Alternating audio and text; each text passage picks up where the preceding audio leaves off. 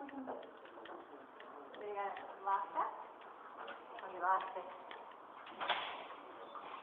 Uh-oh. Catch it every time? I haven't seen that. That's not good. Oh, yeah, that's what it's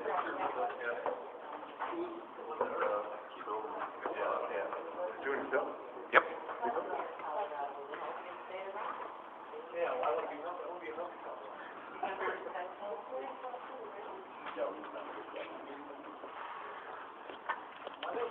Okay.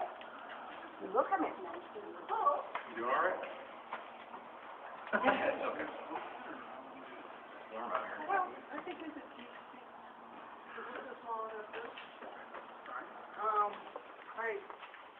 Since the Bush tax cuts for the wealthiest job creators were given, where are the created jobs?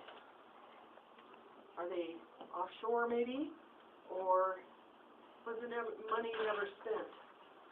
But all I can see is we need jobs. We don't need more cuts for the wealthiest. We don't need program cuts. We need jobs. Now, look at all the crumbling bridges that we have around and roads. You see, you could create jobs that way. And to claim that the government cannot create jobs is not true. Okay, thank you. Oh, and here, I'd like to hand you the contract for America. There you go. And I'm not here Rebuilding the American for dream. these people. This is my family. You know, you get letters and you get petitions, but there's a letter that goes along with that because we are people. I am a small business person, and at the same time that my business went under, there were 32 other small businesses in my office complex. This was between 2008 and 2009. I had 16 employees plus subcontractors, and we did the mortgages the right way. We did FHA. I paid my taxes. And I'm concerned about these jobs. When you, as they said, we've had the tax cuts, and the businesses haven't happened. The new patent law would help a lot. Michael Bennett's trying to get, you know, a patent office here in town because it takes so long. Because these big companies all came from small businesses. You know, HP started in a garage. I think Yahoo and Microsoft did. So that's what we need to do is get people more energized but, you know, the way it is now, and they're seeing the walls there, again, I lost my 401k, I lost everything. I couldn't sell a desk I paid $500 for $50. The reason is companies were leaving. I told you how many folded there. They were leaving and leaving them everything like you've got here. I mean, they were leaving $15,000, copy machines, computers, everything. I had to go on Social Security early because I went to work for another company. They went bankrupt owing me money. So I had no choice, and I've paid into Social Security for 45 years. Now, I just paid into it. I won't be able to drop for 45 years. And we baby boomers, you have to remember, we built up an excess in that. And that was supposed to be for us, not to be paying for a war that we didn't ask for. And there's a lot of us grandmas like this. I've never done anything like this in my life before. I showed you why I'm doing it. Okay. Now, I brought something because a lot of these people say they're Christian. Well, I challenge Mr. Kaufman to come with me on one of my volunteer days with the Salvation Army. I challenge all of them, Bennett, Udall, all of them, to see these real people that couldn't be here today because they're working a job that they're underpaid for, they're looking for a job, or they're sick. I see 10 or 8 of them in my one day, and the stories are horrendous. They don't want to be on welfare. They don't want to be on unemployment. They want jobs, but we need jobs that's going to pay them and bring us back over here. So I want to bring this from Mr. Kaufman. Make sure he has the same Bible I'm reading of it, that we should take care of our sick and our needy and our poor. I would say ever since the debt ceiling, they raised the debt ceiling, but they didn't change the revenue at all. We need to tax the wealthy, at least the $250,000 a year people. And everybody else. I mean, there's been years that I have made that kind of money, and I'll be glad to pay my taxes. Very glad.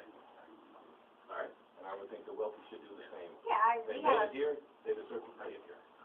Yeah, we have a small business. We make over that, and I don't mind paying the tax as long as it goes for something other than war. Like think we should have our taxes go to have a social net to help those who can't make it. I mean, we have a woman working for us who's a single mom, well, she's divorced, but she's working, she has a college degree. I mean, she used to work in biology. She used to work for a hospital and research. They don't have it now. She works at Target for $8 an hour for the insurance, and then we pay her twice that just part-time when she comes in the evening. I mean, she's working. These aren't people that don't want to work. They just don't have a job, and they don't have a good job. Most jobs are $8 an hour. Even FedEx only pays them like, I think they start out at 8 or 10 at the price. I'd like to speak to Mike's op-ed in the Post today. Okay. You know, he was going on about how Reagan cut taxes and that we started having a better economy. You know, I'd like to speak to that. Reagan, he did raise taxes. Social Security tax doubled for all of us who are paying on a weekly wage. And all of that, you know, the top tax rate went from 70% to, you know, wherever it was, but it ended up at 28%. But we didn't slow down any spending during that period of time. And he came into office with a national debt of $900 billion, and by the time he left, it was over $3 trillion. Then Bush Sr. had to take it over and recognize reality that you can't reduce revenues and magically spend more. It doesn't work that way. So he raised taxes on the top brackets again, and he added another $2 trillion to the deficit. Or excuse me, not to the deficit, to the national debt. And then Clinton comes in, and he adds another $500 billion to that. But you know what? He raised taxes on the upper tax bracket, and all of a sudden our economy is booming again. And that's when that started happening, is when everybody pays their fair share into the system, everybody gets an opportunity to take as much as they need out of the system. It doesn't work to cut taxes on the top, and in particular in the middle of a recession. You have to have money to spend on people who suddenly don't have jobs and money anymore. You want an economy, you got to put money into it. Yeah. I'd like to point out my observation that Congressman Kaufman is allowing himself to be dominated by the extreme left wing of the Republican Party, extreme right wing. Excuse me, directionally confused. I don't think Congressman Kaufman is a extreme right wing Republican, but I think he and many others like him have abdicated to the Tea Party folks and allowed those people to dominate the agenda with a very irrational and unreasonable program. And I'd like to see some courage from Congressman Kaufman in the caucus and in his votes to build bridges between the parties, to work together for solutions to the problems that we have, to abandon ideological stances that aren't practical. I am a realtor, and I deal with people who are in various ways working to realize the American dream. Got this in my hand.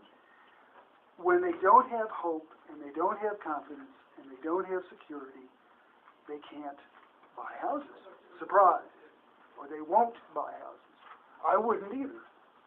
I wouldn't buy a house if I didn't know that I had a job coming, if I had income coming. I wouldn't buy a house if I knew that there was a concerted effort to attack everything that I would be working for. And I think that's what I'm seeing as a realtor, is a great deal of lack of confidence, lack of security. The policies that Kaufman is allowing to be implemented are working against his constituents every day. I'd like to speak about, first, the hypocrisy. Why is it that when Bush 1 and Cheney both said deficits don't matter, nobody said a thing. All of a sudden, Barack Obama gets into office, and there's a big fuss about it, even though they're not his deficits. Secondly, I'd like to say I'm a 99er. I've been out of work for over 2.5 years. Now,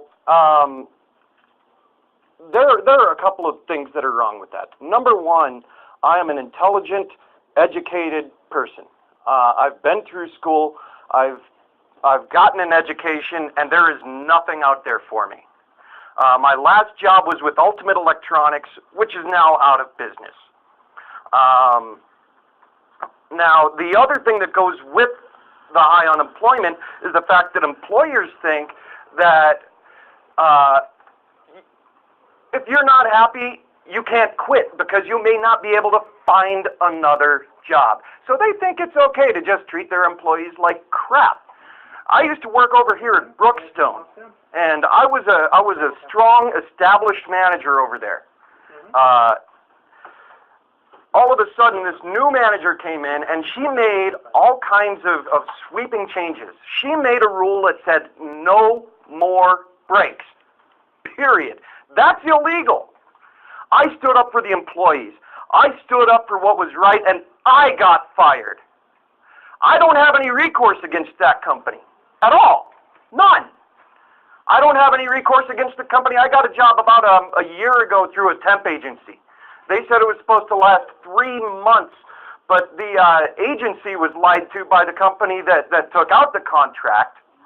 And what was supposed to be a 3-month job only lasted 5 days. That's not right.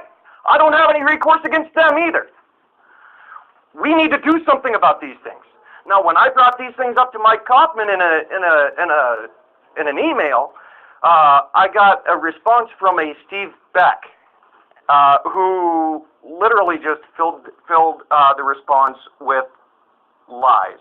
And I don't like being lied to.